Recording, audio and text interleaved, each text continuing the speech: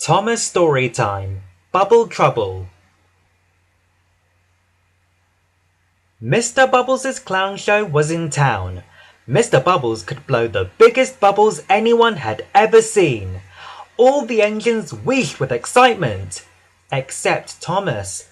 He had a cracked funnel and he felt glum.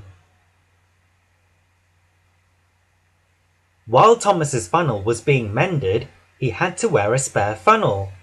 But it was big and red and very ugly. Thomas felt silly wearing the big red funnel.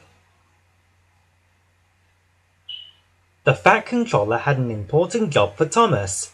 He was to take Mr. Bubbles' special bubble mixture to Knapford Station for the show that night. "Go carefully, Thomas," warned the Fat Controller. "You mustn't spill any." The Fat Controller went in his car with Mr. Bubbles. They would meet Thomas at Knapford Station. Thomas huffed noisily and set off. He was grumpy because he didn't like his big red funnel. Soon Thomas came to a road crossing. Gordon was there too. "That's a funny funnel," laughed Gordon. Thomas huffed crossly and raced away. He forgot about being careful. The bubble mixture splashed and sploshed onto the road. Right in front of the Fat Controller's car. The car skidded and skated on the bubble mixture and slid into a muddy ditch.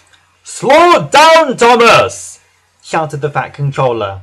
But Thomas didn't hear. Then Thomas came to a bridge. Henry was there too. "That's a funny funnel," hooted Henry.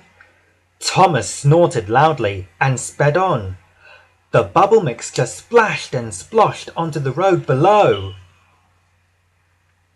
Right in front of the Fat Controller's car again. The car skidded and skated on the bubble mixture and slid into a pond. My bubble mixture!" cried Mr. Bubbles. But Thomas hadn't noticed.